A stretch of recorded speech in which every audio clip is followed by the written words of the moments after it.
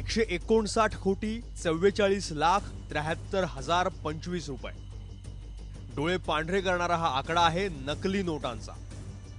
2009 ते 2015 या काळात सहकारी बँका, पतसंस्था आणि इतर कार्यालयांमधून या नोटा थेट RBI मध्ये जमा झाल्या.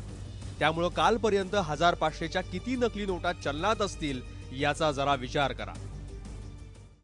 तर 2009 ते 2015 डिसेंबर, तर या डिसेंबर महिन्यापर्यंत जवळपास 34,03,318 एवढ्या नोटा सापडलेल्या आहेत, खोट्या नोटा सापडलेल्या आहेत.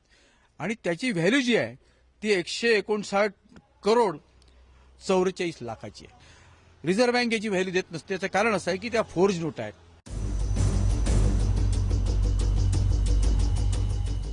2010 साली 4,01,476 नकली नोटा सापडल्या, ज्याची किंमत 15,51,97,140 रुपये इतकी होती.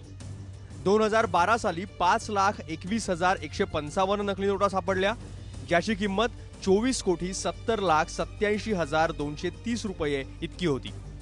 तर 2015 मध्ये 4,64,000 नकली नोटा सापडल्या, ज्यांची किंमत 21,65,71,790 रुपये इतकी होती.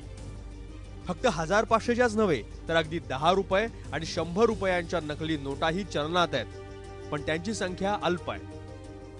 रिझर्व्ह बँकेने या सर्व ज्या नॅशनलाइज बँका, कोऑपरेटिव्ह बँका आणि प्रायव्हेट बँका आहेत, यांच्याकडे ज्या आलेल्या नोटा आहेत त्याची जी इन्फॉर्मेशन दिलेली आहे, ही एवढ्या मोठ्या नोटा ह्या सर्व थ्रूआउट इंडियामध्ये आलेल्या आहेत. आणि याचं कारण एकमेव आहे की भारतातील अर्थव्यवस्था ही अस्थिर करावी, हाच त्याचा हेतू आहे.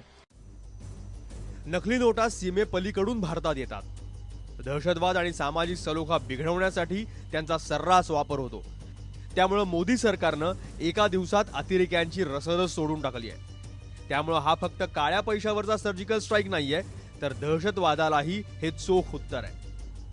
सरिता कौशिक, ABP माझा, नागपूर.